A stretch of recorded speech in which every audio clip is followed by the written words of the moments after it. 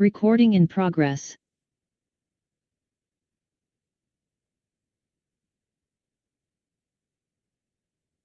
Dr. Vijay, am I audible? Yeah. How are you? Good afternoon. Good afternoon. Good afternoon. How are you? After a long time. Yeah. Uh, Am I audible? your voice is not clear, I think. Some more Okay, sound check. is needed.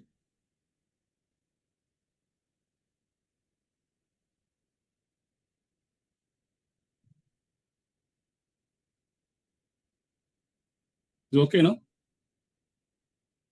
Am I audible? Audible. Just a minute. Yes. Okay? Okay. Now it's okay.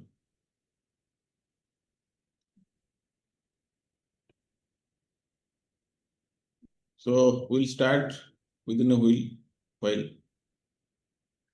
Shall we start? Just. Hello?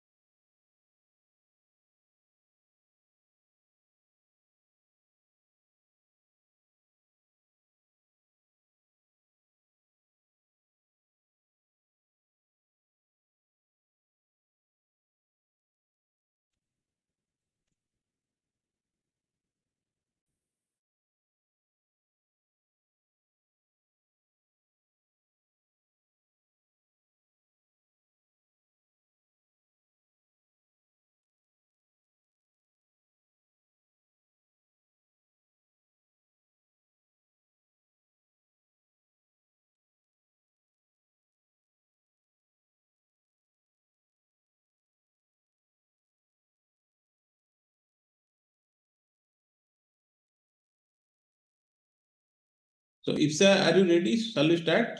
Yeah.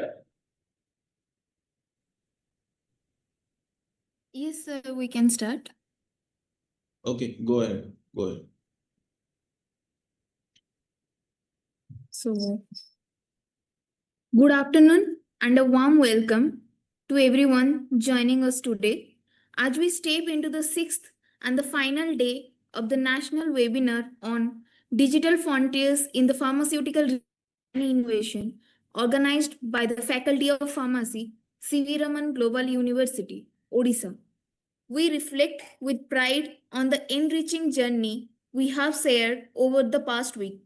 Today, as we conclude this intellectual voyage, we look forward to yet another day of insightful presentation, meaningful discussion, and collaborative energy. Let us continue to engage, question, and innovative because the future of pharmaceutical research lies in our ability to embrace change and lead us with curiosity. It is my distinct honor and pleasure to introduce today's esteemed speaker, Dr. M. Vijay Kumar, who will be sharing his insights on the topic green chemistry and sustainable manufacturing in herbal drugs and industry perspective. Dr. M. Vijay Kumar is Assistant General Manager, Herbal Division, Apex Laboratories Private Limited. He worked as Principal Scientist in R&D Himalaya Wellness Company, Bangalore.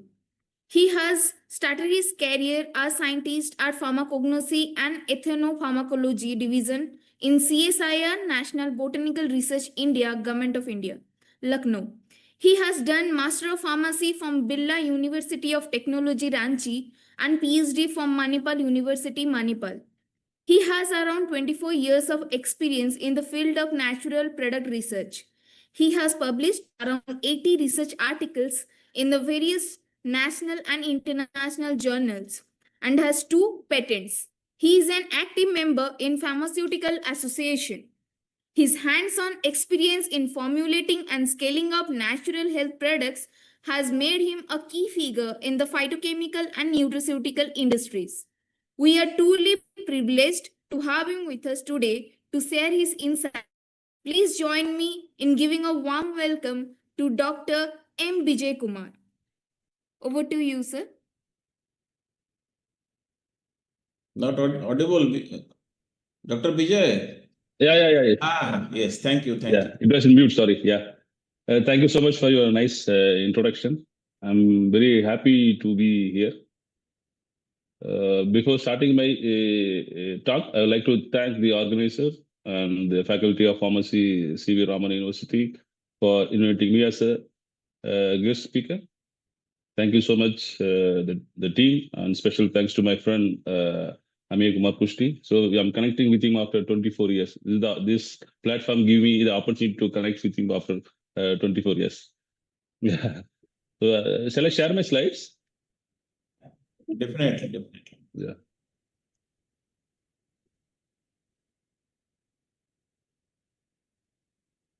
Is it visible now? Slides? Yeah, visible. Full screen mode. Yeah. It's okay. Once again, very warm good afternoon to everyone. It's my honor to be here as a speaker of the today's session. Today, my topic will be on green chemistry and sustainable manufacturing herbal drug industry perspective, right? Since people, we all know that herbal is itself a greener, so why need green chemistry? Because nowadays, the system of operating of manufacturing herbal drug industries changed from traditional system to modern system.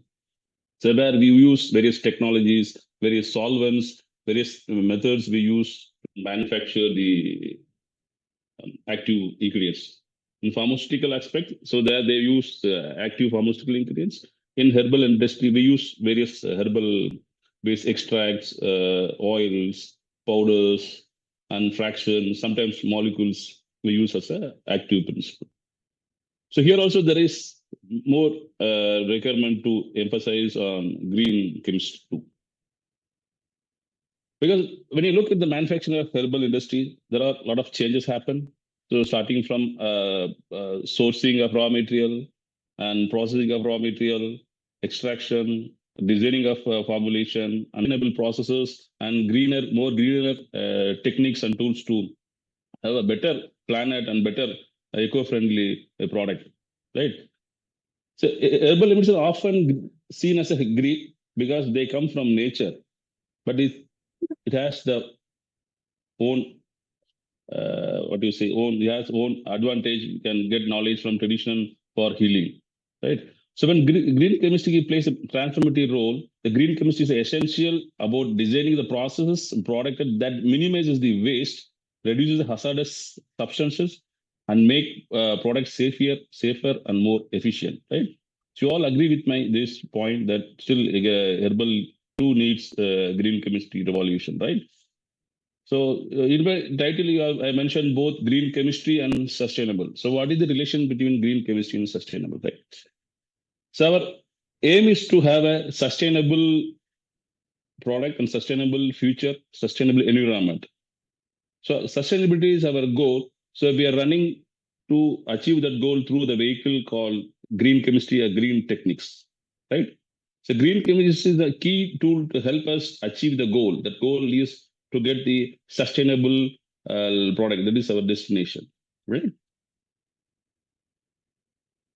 So before going to the green chemistry top, so I will give the brief about the how the herbal industry right now and what are the challenges we face in industry. So if you see the this image, the market, herbal market is now exceeding almost US dollar 200 billion, so, right? There is a growth, right? This growth is mainly observed post COVID, because post COVID people have changed their thinking of having medicine. So classically, what you people think that now change the mindset to prevention is better than cure. To have a preventive measures, so people now started using herbal based products. You must have seen during COVID, people used so many kasayas, so many kabasar kudinis, and so many traditional based preparations started using to increase the immunity, right? So this changes happen not only in India, the same changes happen in Western countries too, Europe, US. There also people started using traditional based medicine, especially post COVID. The popular herbal medicine is ashwagandha, so Withania somnifera. Now the demand is increased. There's a reason the people are going for bulk production. So while going to the bulk production, there are challenges. This exponential growth, while economically beneficial, highlights a critical sustainable gap. Means meeting the demand ethically and requires a paradigm shift towards environmentally conscious practice. So while moving to the commercial, so while giving the bulk production of the actives, so we should consider the green practices to have a better sustainable product, right?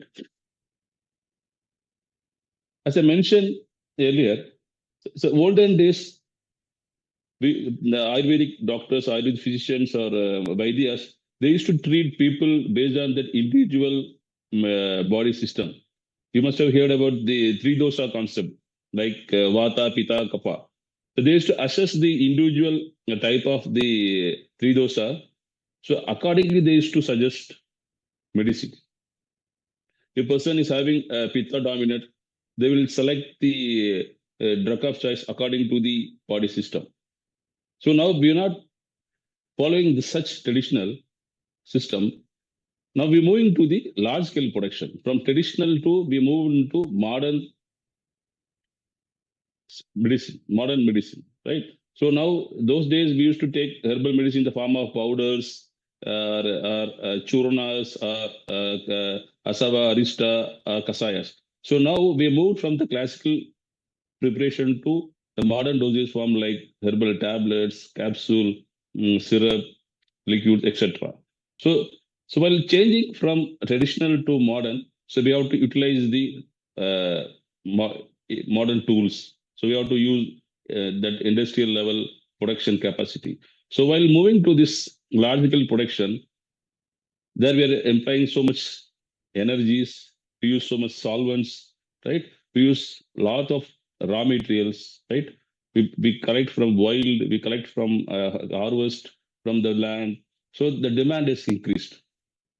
So this imbalance, right? Supply is less, the demand is more. This imbalance causes there is a dramatic change in the processes, change in the availability of raw material, and a lot more challenges. The major constraint because of this shift is quality product. We're not able to get the quality raw material, right? So much does lead to so much adulteration, substitution, so much issues, right? So even though we have a large scale production, so now it's right time to look for the greener processes where you can minimize the solvent utility, where you can have a less energy consumption technique. So we should look into the such greener technologies. So I'll give a brief. What is green chemistry? You all must have read about this definition. Second, I'll read this definition. Green chemistry, sometimes also called as sustainable chemistry, because our goal is to get sustainability through green chemistry tools. So green chemistry is a design of chemical products or any products or processes that reduce or eliminate the use and generation of hazardous substances. Ultimate aim is to reduce the using of hazardous substances, right? It focuses on making chemistry, the herbal products, chemistry, herbal products safer, cleaner, and more efficient. In general, there are 12, in general, in green chemistry, there are 12 principles are there. So I'm not going to detail the 12 principles. So I will talk about only key three major principles of green chemistry. If I see the first is safety and minimizing waste and safer solvent, right? So the first part, the design of safety. The design of chemical products or any process that reduces or eliminate the use and generation of hazardous chemical substances. So first aim is to reduce the usage of hazardous substance. We'll ask, for herbal, where is the hazardous substance coming from, right? So while making extraction, we use various solvents, organic solvents like methanol, ethanol, right? Sometimes we'll use ethyl acetate, acetone for extracting the secondary metabolites, right? You all aware about the secondary metabolites and phytochemical constituents, right? So I'll not explain about those points.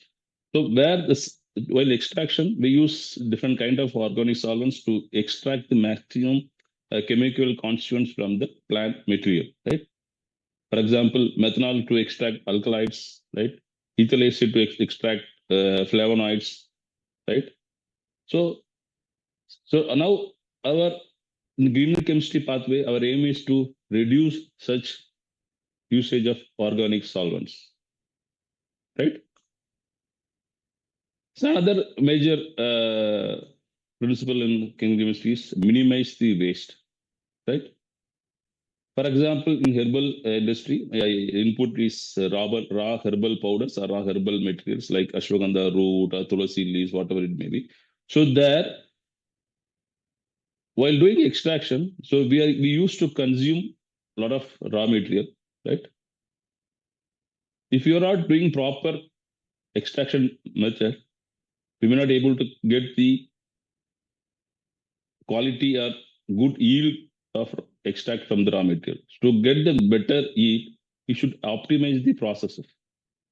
So if we optimize the process to get the more yield, ultimately we can reduce the usage of input raw material, herbal raw material quantity, right?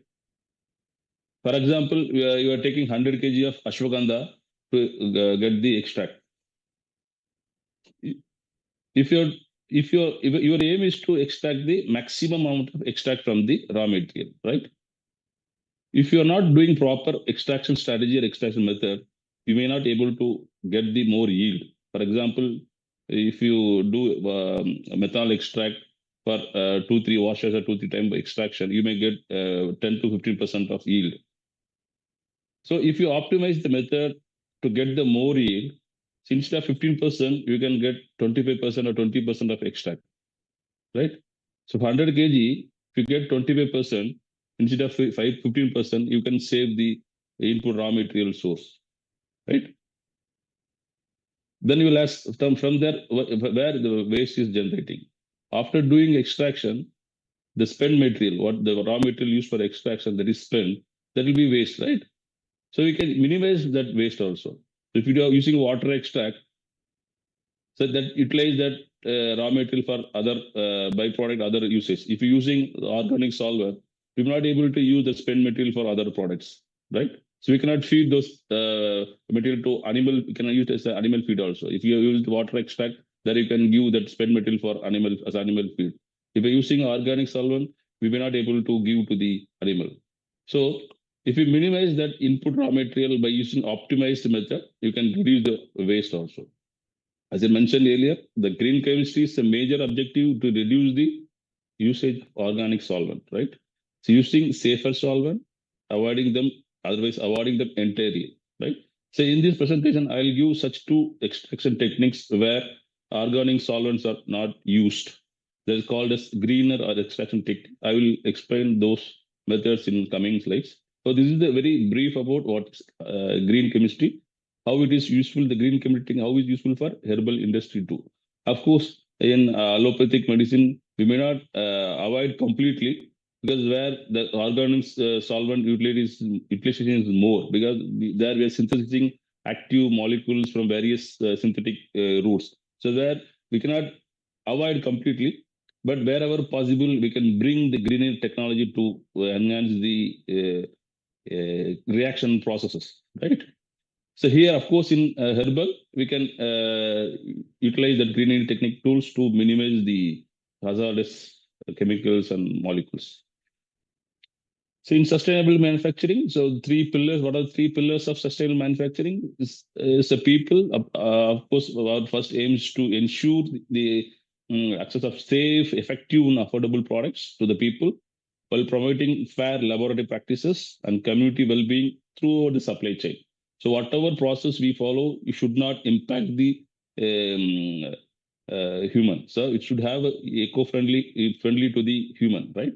The next, the planet. Next P is planet. So here, by using greener techniques, we can aggressively reduce the carbon footprints and water consumption and water waste generation to preserve the natural resources and minimize the ecological impact, right?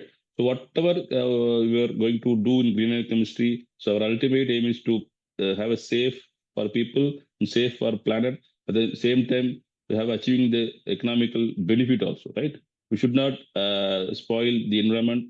Again, it should not have the impact on our profit also, right?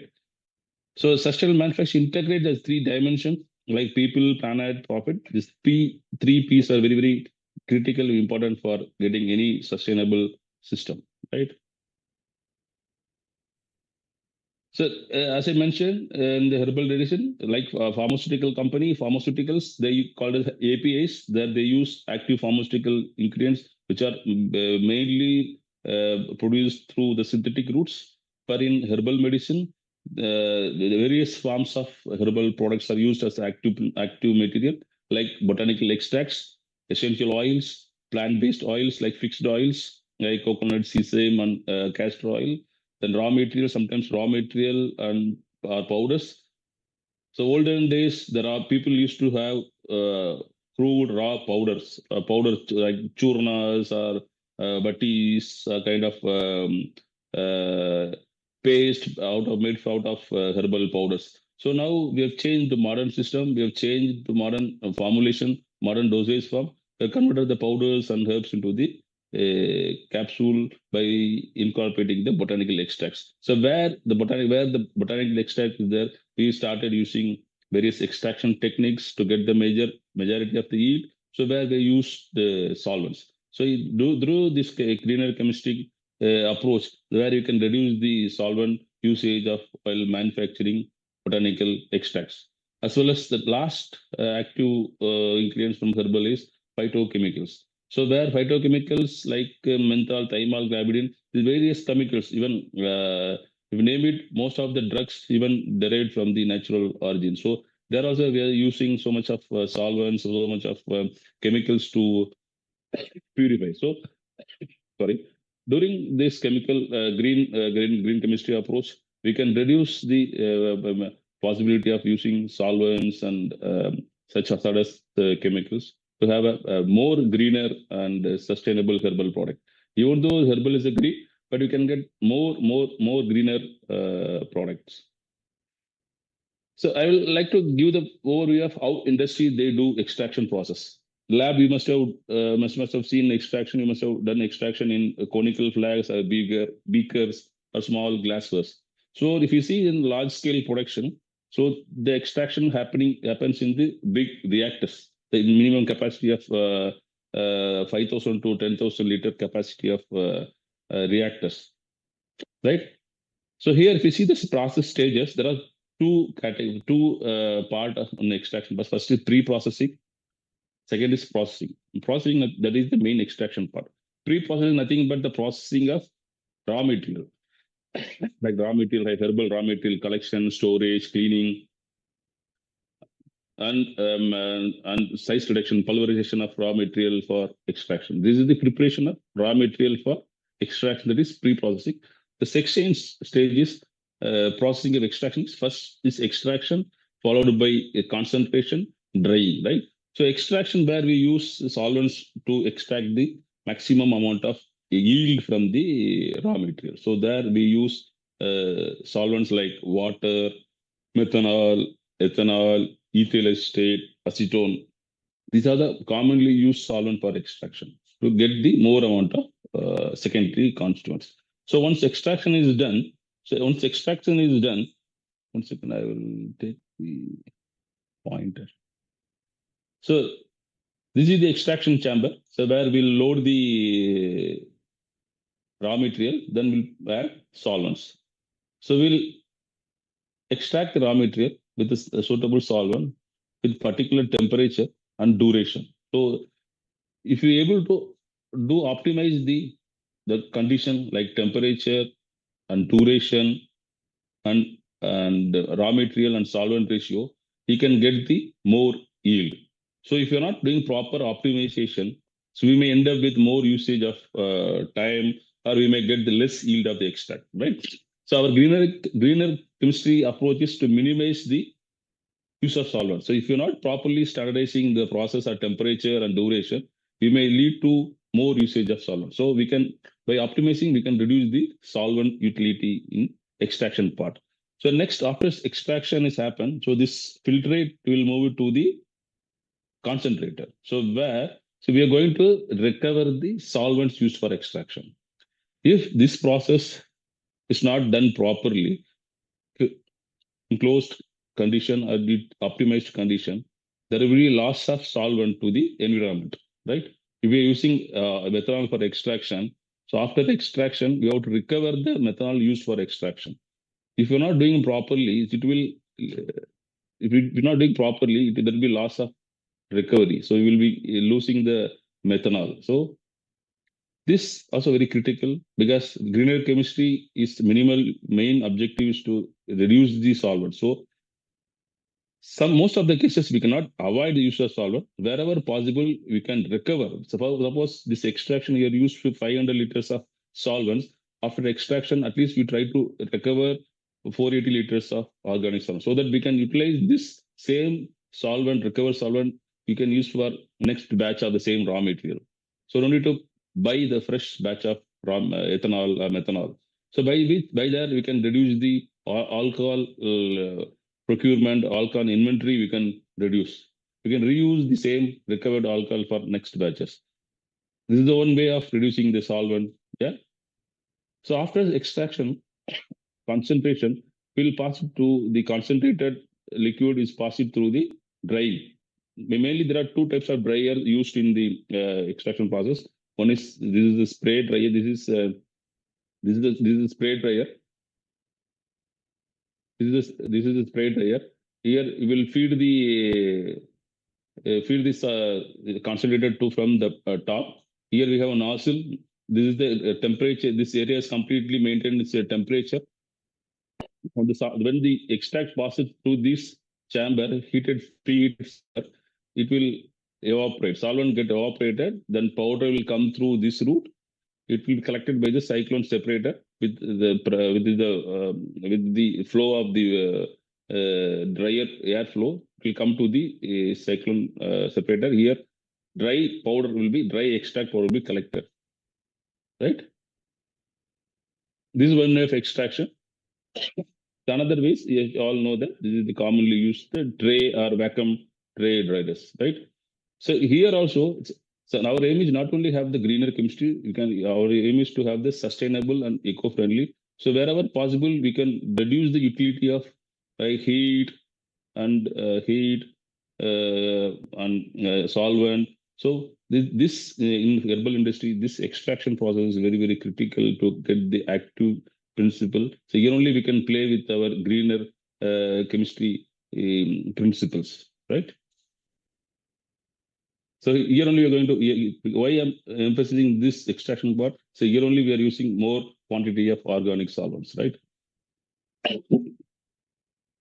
So in general, key challenges in herbal manufacturing industry faces are raw material variability, because inconsistent active compounds level due to number of factors, because this could be due to seasonal factor, geographical factor, the quality of the crop, herbal, the cultivation practices, which all lead to the variation in the secondary metabolites.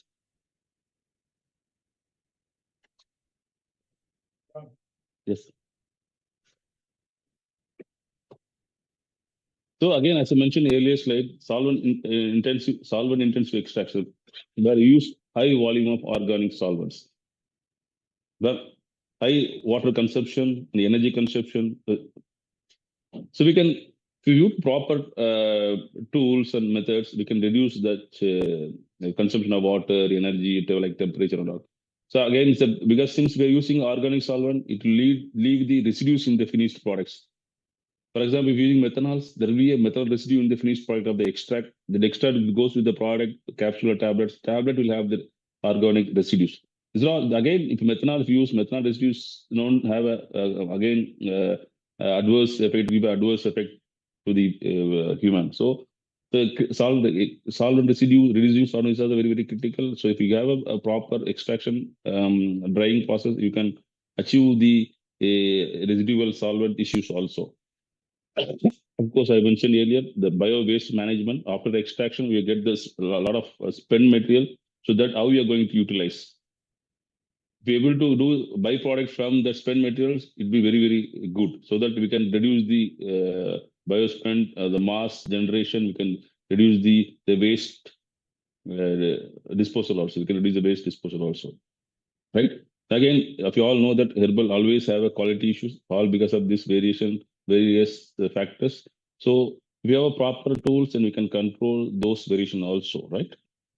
So addressing these challenges, somehow we can achieve the true sustainability in herbal industry too. These are the major factors where we can play, we can optimize, we can work to have the greener and sustainable processes, right? As I mentioned, the extraction, where we are using more solvent. So our aim is to reduce the quantity of solvent used for extraction. So for that, there are modern tools and techniques are available. So I will, one such example is modern extraction technique, supercritical fluid extraction or CO2 extraction. CO2 is, all know that CO2 is a gas. So here you're going to use CO2 gas as a solvent for extraction. You can use solvent for extraction.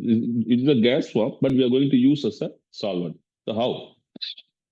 The CO2 extract, in particular temperature and pressure, it will act as a liquid. The gas will act as a liquid. So by that physical nature of the CO2, we're going to extract the secondary metabolites from the plant. So another technique is subcritical water extraction. The first one is supercritical, second one is subcritical. So here, you're going to use the water for extraction, right? But we're playing with the two parameters like temperature and pressure, right? If we play with these two parameters, like temperature, like increase in temperature, increase in the pressure, we can change the physiochemical nature of the water. So water will act as an organic solvent, like methanol. Exactly cannot match the polarity of the organic solvent, but it closely will go with the polarity of the organic solvent. So by playing with the temperature and pressure, water can act as an organic solvent. So by which, using this technique, of course, we can 100% we can reduce the use of organic solvent. At the same time, we'll get the organic solvent yield are similar to the at par with the organic solvent. These are new techniques. Very few industries are using because yet to get the popularity in herbal industry. Of course, people have widely started using supercritical fluid extraction, but subcritical is the beginning. It's just beginning stage.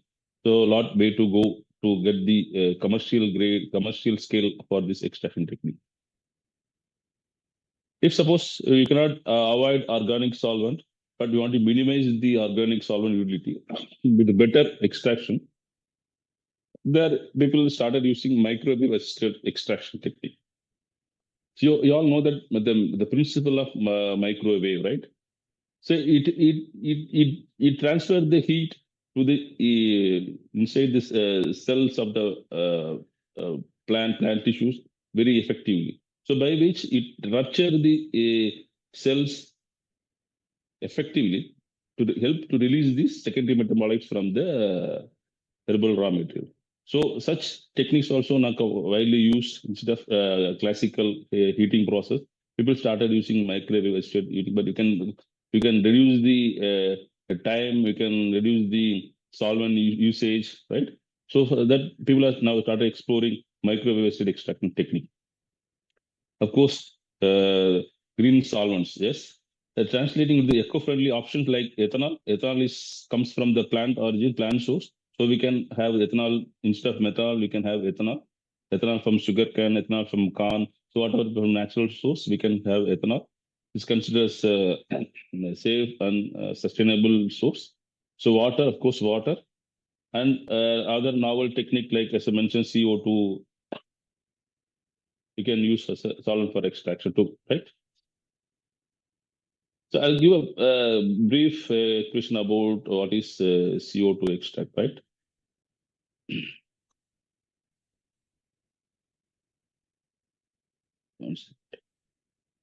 So CO2 extract, I mentioned earlier, this is the carbon dioxide based extraction technique, so where CO2 is used as a solvent. Okay? You all know CO2 is a gas, but in particular, I mentioned earlier, the particular temperature, right, the point, called as critical point, where the CO2 is act as a liquid. The temperature is 31.16 degrees Celsius. The pressure is 73.8 bar.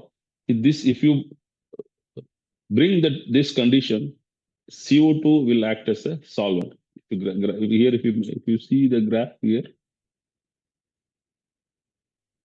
the point where pressure and temperature, so where after above this the pressure and temperature, CO2 will act as a liquid. It's a liquid phase, a gaseous phase. This above this temperature, it will act as a liquid.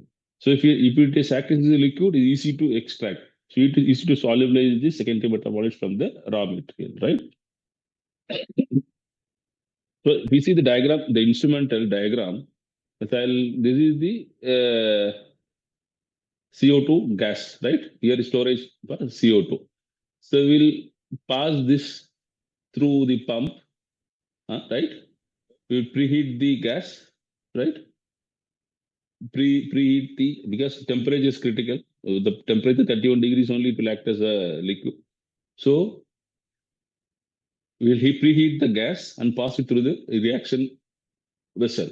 This is the reaction vessel where temperature is 31.1 degree and pressure is 73 point degree. Where here we will charge plant material, right? Fill with the plant material, then we'll pass the gas from here, right?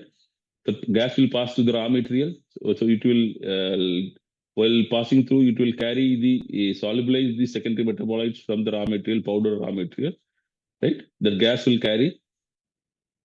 So once extraction is done, then it will pass through the CO2 separator vessel. So this vessel where still attain this chamber, it will be in critical point where pressure and temperature is maintained. So after reaching there, if you change the temperature and pressure, the CO2 will go back to its original state of gaseous stage, right?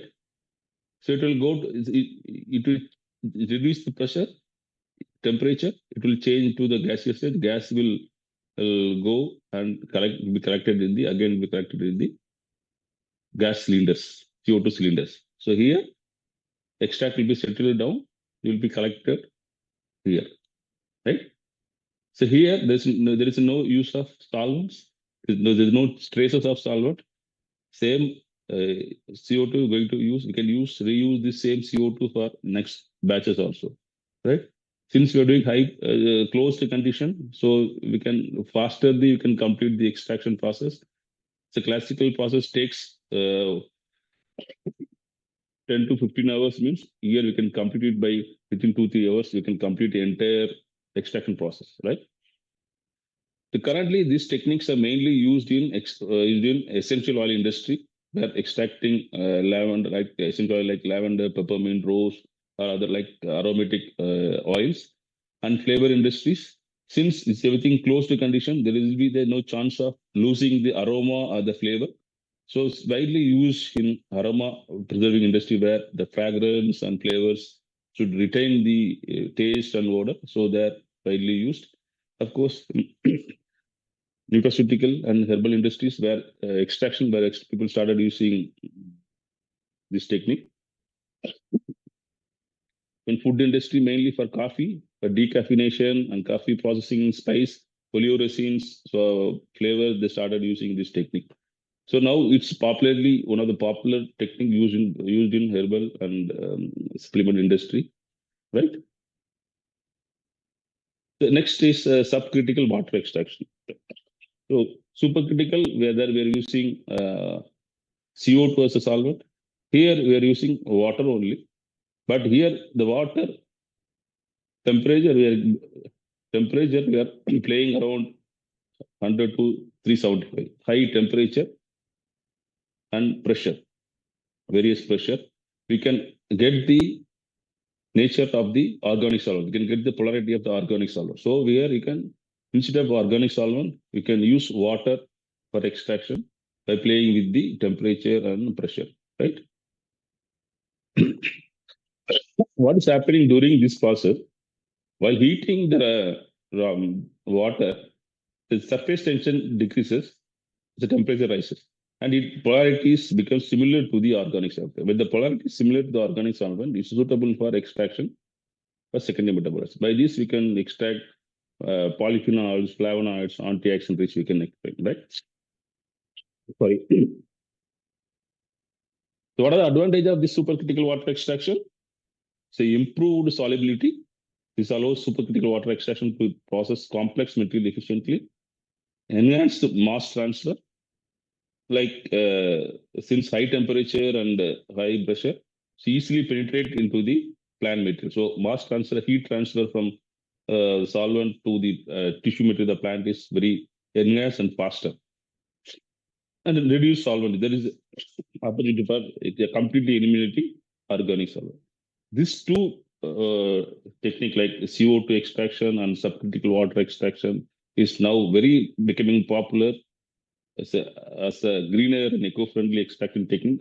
Mostly these two techniques are widely used for organic cultivated raw material, where they want to use solvent extraction. So people are using these techniques. So going forward, so of course these two techniques have their own disadvantages, because these are cost effective, because this instrumentation cost is high. So most of people not ready to afford that cost for extraction. So now the people are working to bring down the processing cost by having the more sufficient efficient equipment. So in future we may get the low cost equipment for these two extraction techniques. To get the low cost of extraction technique, so everyone will start using this technique for extraction, right? This is a comparison of these two techniques, what I discussed today. So operating condition is here the very low, in terms of supercritical, temperature is less, pressure is less, but in subcritical, high pressure, high temperature, in common solvent used for CO2 extract, CO2, sometimes ethanol as a co-solvent. Subcritical water extract, only water is used. So selectivity by tunable by pressure, temperature, both the cases we can play the temperature and pressure. Efficacy of extraction is high in supercritical, moderate in subcritical water extraction. Application, if you see, supercritical used in flavor industry, fragrance industry, essential oil and pharma, and subcritical mainly for extracting secondary metabolic polyphenols and high polar compounds. The both are green, but solvent-free, eco-friendly. As I mentioned, CO2 is completely costlier than subcritical extraction. both safe solvent, both the cases solvent is eliminated for extraction, right? So this is all about extraction. The next part in herbal industry is the raw material. Major chunks come from the uh, farming, cultivating of raw material, right? There also people started using chemicals. So our aim is to reduce the hazardous substances for anywhere, right? In general, in agriculture practice, people use a lot of pesticide, fertilizer, right? A lot of chemical to increase the growth or increase the yield, right? To minimize the organic any issues, any minimize the what do you call external factor cost damages like inside by insides, like other issues like diseases, right? People used to have pesticide and fertilizer, right? So now the world is thinking differently. So now we are moving towards the two major concepts like non-GMO, right? You must have heard about the genetically modified crops, right? Right? Like cotton, brinjal. Mainly in India, cotton or genetically modified cottons only be using. So the country like Western countries, US people started using genetically modified crops to get the better yield and so that we can have a more yield, less cost. But it has their own disadvantage because we are going against nature. We are manipulating the genetics of the material, so it will be have the own side effect. We may not be getting right now, but future will have the impact when we consume genetically modified organism based crops, right? So now people is going towards the non-GMO crops as well as the organic products. So here organics not from organic solvent. The organic means organically cultivated, where the cultivation of raw material crops are cultivated without pesticides and fertilizers, synthetic fertilizers, right? The organic by grown under system of agriculture without use of chemical fertilizers and pesticides with an environmentally social responsible approach, right? So now you must have seen the supermarkets, so many grocery items comes with the organic claims, like organic rice, organic sugar, organic uh, turmeric, organic chili, organic vegetable fruits, because they don't use any synthetic chemical fertilizers for farming, the cultivating those crops. Because by adopting organic techniques, so we can eliminate. So one way we are achieving the green chemistry approach by implementing organic farming, right? I'll have a brief about what is organic. So organics grown any crop grown without synthetic inputs, organic foods are produced without synthetic pesticides, herbicides, or fertilizers. Instead, natural methods like composting or crop rotations are used, like where completely eliminating use of synthetic hazardous chemicals, right? So again, with the organic, it should be non-GMO. The crop should be a native form. It should not change the genetic pattern of the crop. So, right.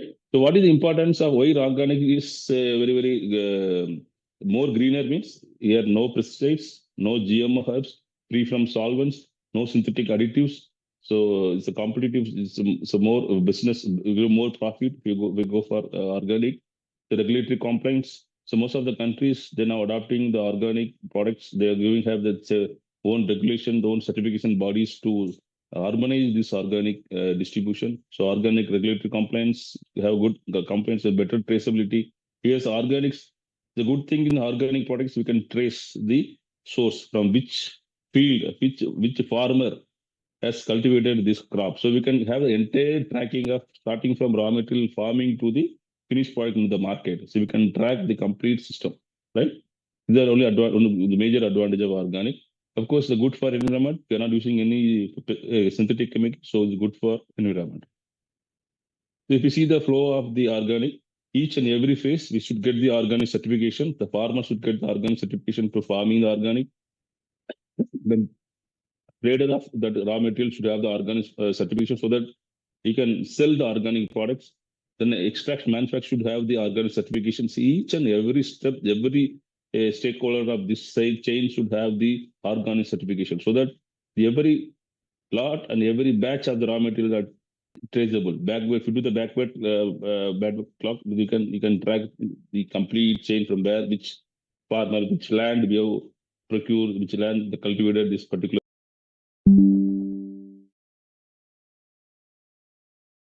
Have the Recording in authenticity, ethical progress. sourcing, traceability will be there, right? So again, extraction, as I mentioned in earlier slides, we can use the greener technique like a CFP, supercritical and water extraction. While doing formulation, there is how you can use eco-friendly excipients. We can avoid excipients, synthetic excipients. We can go with natural origin excipients while developing the tablet, capsule, or syrup, what may be. The next, while doing manufacturing or moving from lab to commercial. Moving lab to commercial, there you're going to use the large scale capacity of equipment. So there you can use the GMP compliance to reduce the carbon footprint, renewable energy, waste, minimum the waste. So one should think while doing manufacturing or developing products also, we should think of manufacturing challenges. So accordingly, go to develop. So after manufacturing, eco-friendly packaging. Instead of using plastics, you can use degradable materials or recyclable plastic, recyclable glassware, so that it will not be thrown in the environment. Again, you can collect and recycle, you can use for next time, right? So after packaging, it goes to the market distribution. So while doing distribution also, you can concentrate more on low carbon emission logistic, like you can use electric vehicle, electric transportation to reduce the carbon footprint, and again use of you can reduce the use of petrol, diesel, where again this comes from the fossil fossils. So we can reduce from that use of that petroleum also is a chemical, so we can avoid the use of this petrol also. So this is where herbal industries are trying to implement the sustainable practice in each and every step while developing while manufacturing the product, right? This is the last slide. Is the main thing is the waste management. This is also part of sustainable thing. So biomass reuse, as I mentioned, extraction. If you use the spent material using extraction, that can be used for feed for animal, right? If you properly use water as a solvent, we can use the spent for feed material. Then you can implement zero liquid discharge, right? We can reduce the wastewater, recycle the water, and it utilize for maintaining the facility. Or you can use for conserving the agriculture. You can use the recycled water. Solvent recovery, recycling solvent by you can reduce the waste solvent, right? So using these different practices, so we can also in herbal industry also we can implement the greener practices for more greener, even though it's a green, but you can have a more greener and safer products from herbal also, right? So with this, I will complete my presentation. If anything there, let us discuss. So over to you for discussion. Thank you so much once again.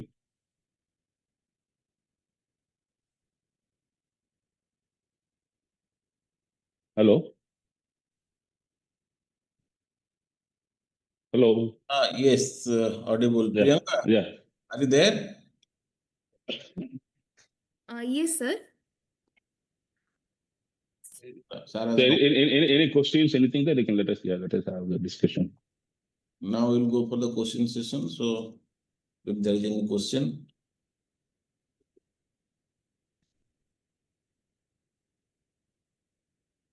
Questions you have reviews, how we can improve the greener chemistry more efficient in herbal industry, that you can share your experience.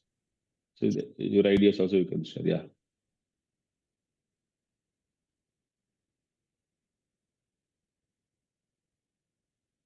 So participant can put their questions on the chat box.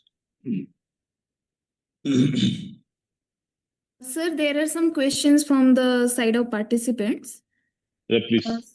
Yes, sir. The first question is what are the challenges do industries face in implementing green chemistry practices in herbal drug production?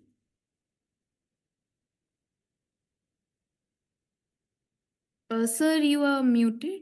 If you can please unmute. Sorry. So to implementing greener chemistry, see, there will be no separate requirement for implementing greener chemistry in herbal industry, right? So there will be no challenges. So regulatory is when you go for organic products, there will be regulatory challenges come. When you go for organic product, so of course, it's a more greener product, you're adopting organic farming and greener practices.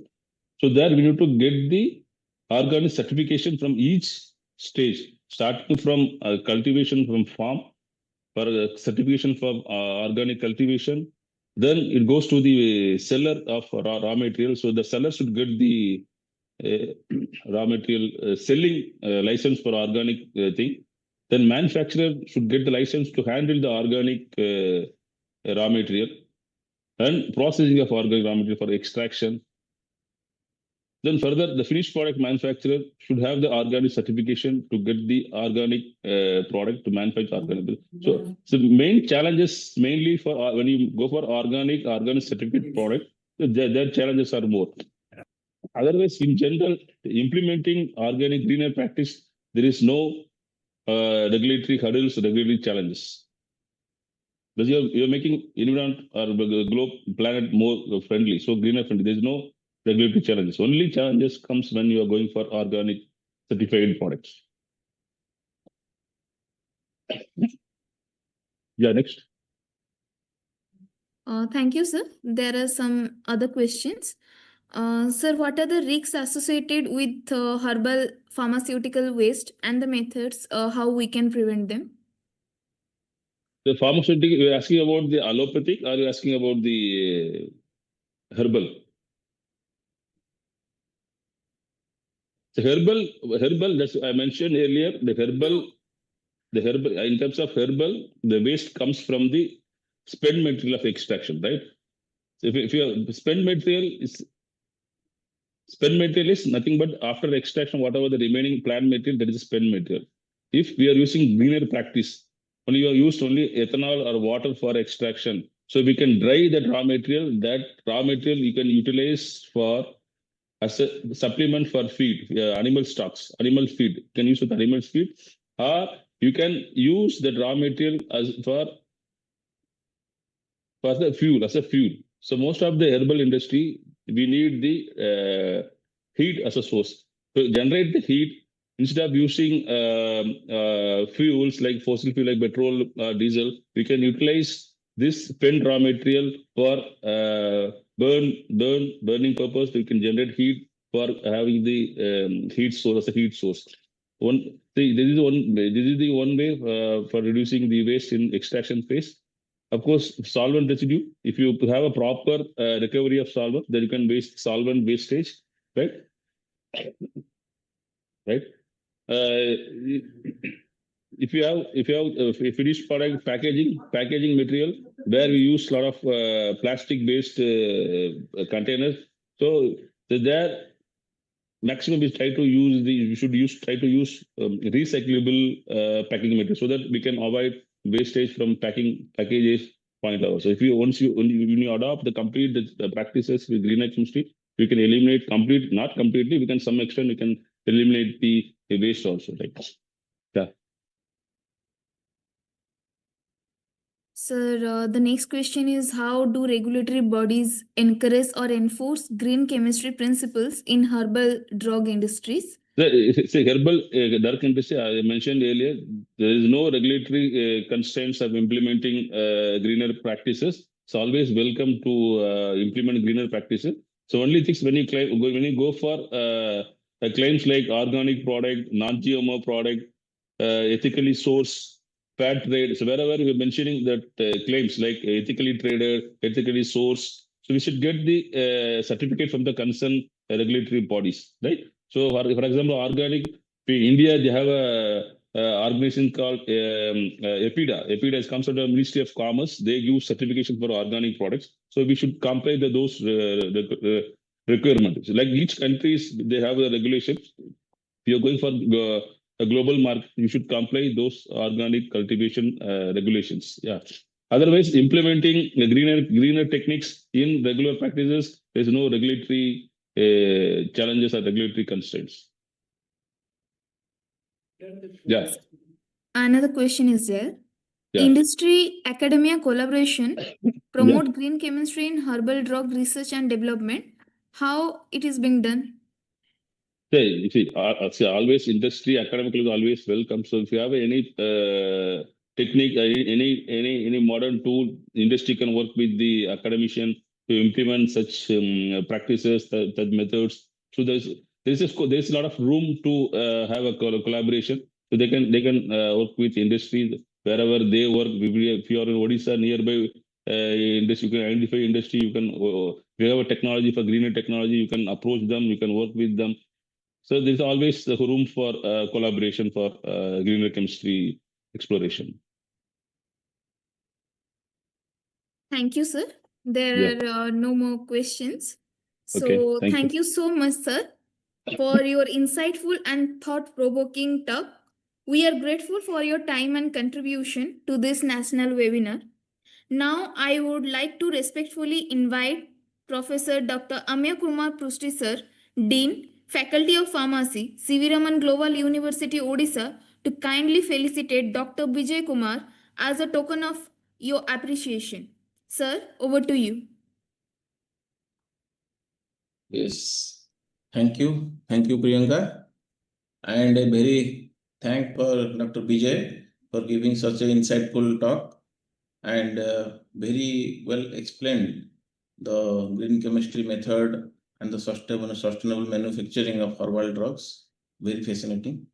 So from all of us, a token of appreciation, please accept this and I will send it to you through post. Thank you so much. Thank you so much for inviting me to the session. So it was good. Yeah. And definitely, whenever you are coming to Odisha, you give me a call so that we definitely will meet. Yeah, definitely will meet. Yeah, we are not met for a long time. Yeah, we met last in 2001, I think. So 2001. After we not met. Yeah. So my students also meet you physically and gain from you, from your experience. Yeah. Yes. And I request you to be with us for the validation. Sure. Yeah. I'm there. Thank you. Yeah. Priyanka, carry on. Thank you, sir. Sir, as we will be continuing with our validatory function, so in a while, so I would kindly request you to be with us. Yes. Thank you.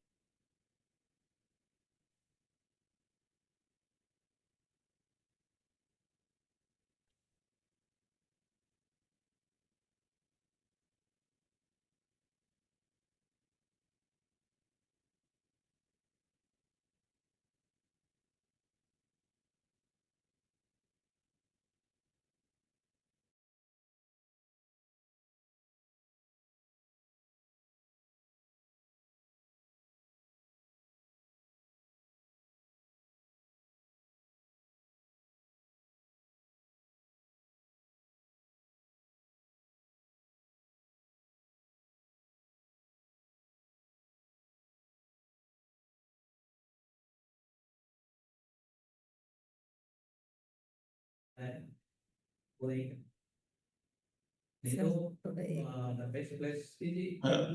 afternoon, madam. Good afternoon, sir. Good afternoon. Good afternoon, everyone. So we'll go ahead with the valedictory. Madam, is it okay, madam? Yes, sir. Yes. So Priyanka, or Yes, sir. we'll go with the valedictory. Start the valedictory. Yes, sir. So now, as we move forward to the validatory function, I would warmly welcome Mrs. Ifsa Padhi Madam to kindly take over as the host and lead us through the concluding segment to the today's webinar. Over to you, madam.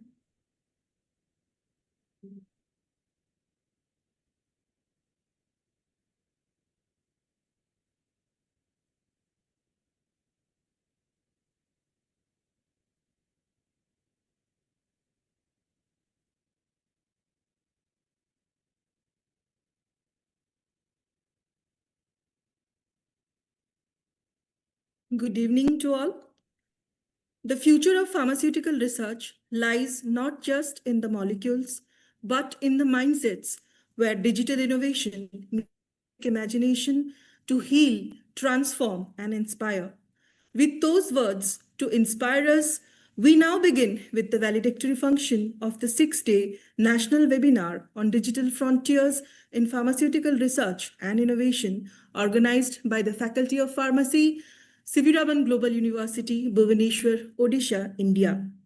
This week has been a remarkable journey of learning, dialogue, and discovery, and today we together reflect, celebrate, and look ahead. It is my honor to introduce the esteemed guests joining us for the valedictory function of the 6-day national webinar. Firstly, Professor Dr. Amya Kumar Prusty Sir, Dean, Faculty of Pharmacy, Siviraman Global University, Odisha, a visionary academic leader who has been instrumental in shaping the direction of pharmaceutical research and education at our department at university level. We are extremely privileged to have Dr. Vijay Kumar with us today. His expertise and practical outlook has truly offered valuable direction for sustainable innovation in the herbal pharmaceutical sector. I am honored to now introduce our beloved Professor Dr. Gudashri Devi Madam, Pro Vice Chancellor, C.V. Raman Global University, Odisha. Madam's visionary leadership and unwavering commitment to the interdisciplinary research has played a pivotal role in fostering a culture of academic rigor and innovation across the university. Her presence today adds immense value to this concluding session, and we are truly grateful to have her with us. As we continue this momentous valedictory session, it is my pleasure to invite a guiding force behind our academic endeavors, a mentor, a scholar, and a pillar of leadership at our institution. Sir, your insights and encouragement have always been a source of inspiration to both faculty members and students alike. We now request you to kindly address the gathering and share your thoughts on this enriching journey. Dean, sir, please kindly share a few words with us. Oh, thank you, Madam. So, good evening to one and all. Respected Pro Vice Chancellor Madam, Dr. Vijay Kumar, my beloved faculty members, students, and participants across the country. It is with immense pride and gratitude to take this opportunity to celebrate our collective journey today as we conclude this enriching national webinar hosted by our department at C.V. Raman Global University. Over the past sessions, we have witnessed a vibrant exchange of ideas, cutting-edge research, and thought-provoking discussions that have truly elevated our understanding of the evolving landscape of pharmaceutical sciences. To our organizing team, the faculty, staff, and student volunteers, your tireless efforts behind the scenes made this event seamless and impactful. You have demonstrated that excellence is not just a goal, but a habit that we have to keep.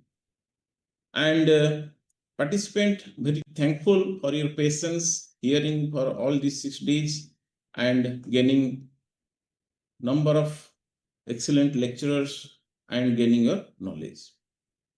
So thank you once again, and may the spirit of inquiry and innovation continues to guide us all. Thank you all. Thank you very much, sir, for your inspiring words. Now, I take this privilege to request Dr. Vijay Kumar, sir, to kindly address the gathering and share your reflections with us. Sir, please. Thank you, respected dignitaries, organizer, and dear participants. So once again, the warm good evening to you all. It's a pleasure to join today at the valedictory section of this 6-day national seminar on digital frontiers in pharmaceutical research and innovation. So even though we are connecting virtually, the energy and the exchange of knowledge and the enthusiasm of participants have made this event truly vibrant, right? So I would like to sincerely congratulate the organizer for creating such a wonderful platform. So over the past few days, the participants have learned and you have brought together experts, researchers, and students from across the country. And the discussions have clearly shown us how digital transformation is reshaping our pharmaceutical sector, which is exacting a new way for the path. Yeah.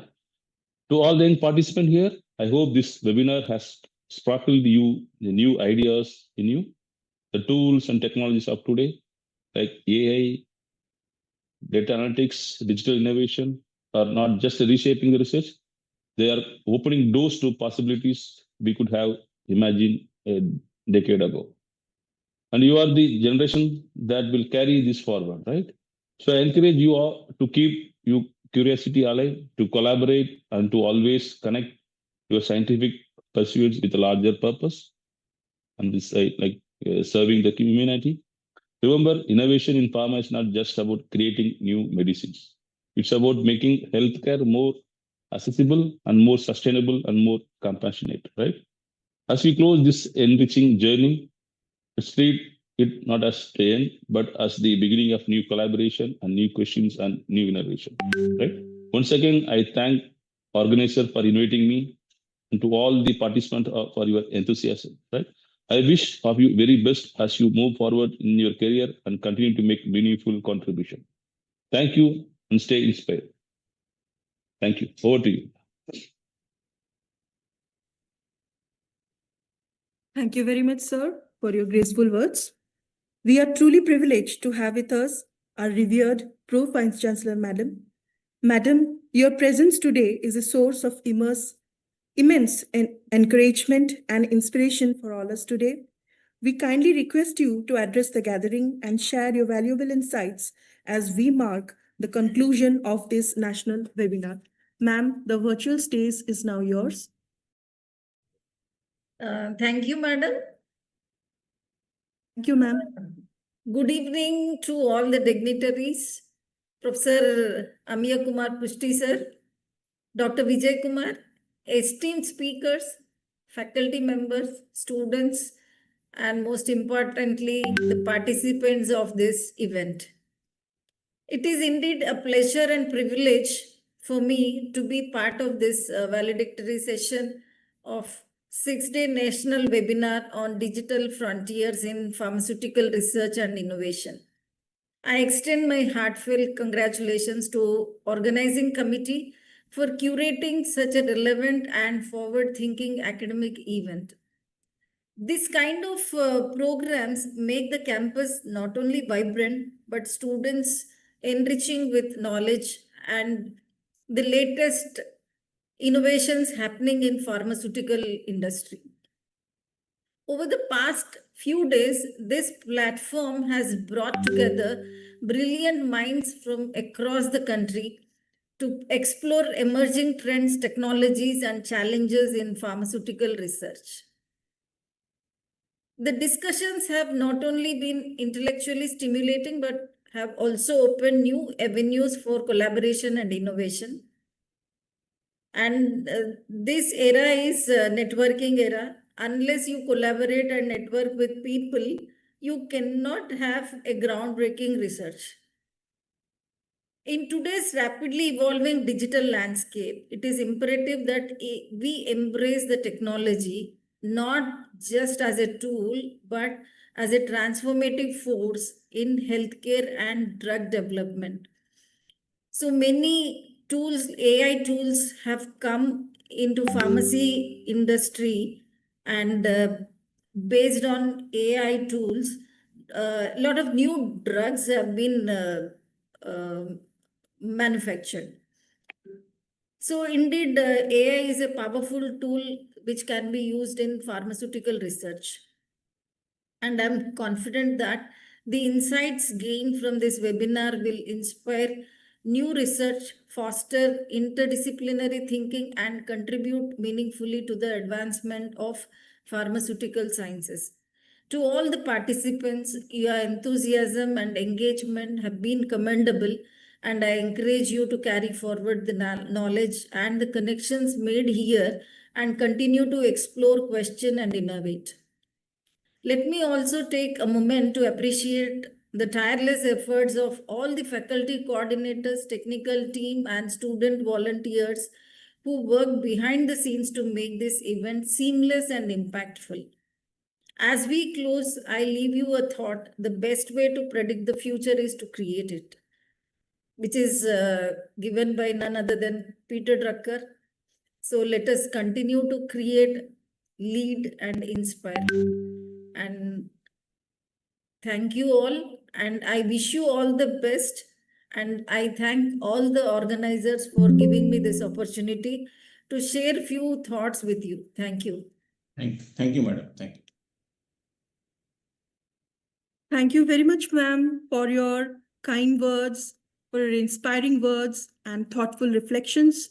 Your message has truly enriched this occasion and left us with renewed motivations to pursue excellence in research and innovation. As we approach the conclusion of this enriching 6 days national webinar on digital frontiers in pharmaceutical research and innovation, it is time to express our heartfelt gratitude to all those who made this event a resounding success. To deliver the vote of thanks and formally close the session, I may now take this opportunity to invite Mr. Subhadeep Mal, whose dedication and coordination have been instrumental throughout this academic journey.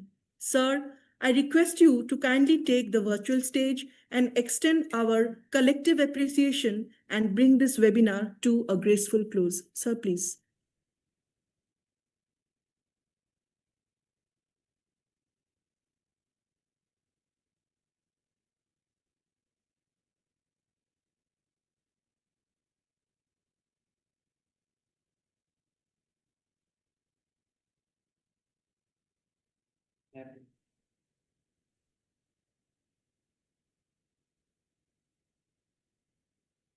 Thank you, ma'am.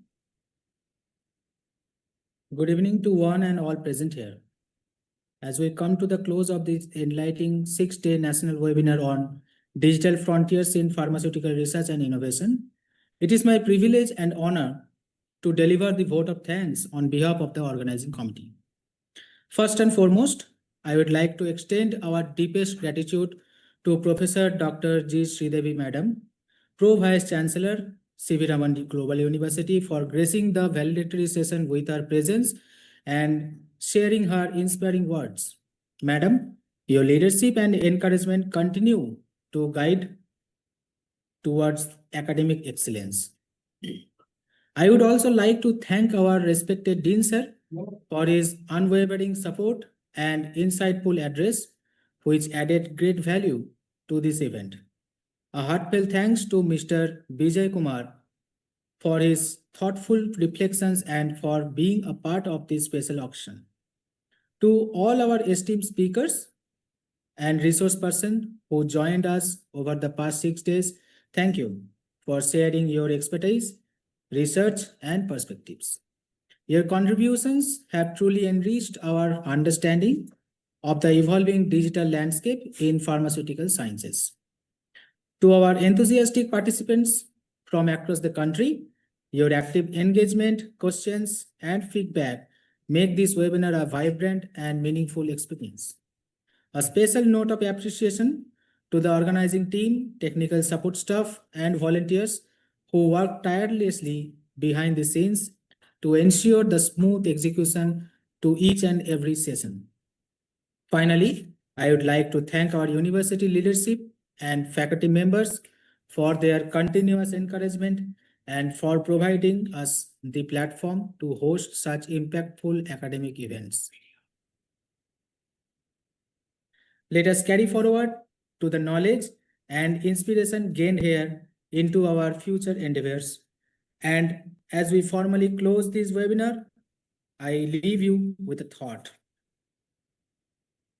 Steve Jobs says, innovation is the ability to see the change as an opportunity, not a threat. May we all continue the innovative, collaborative, and leadership with purpose.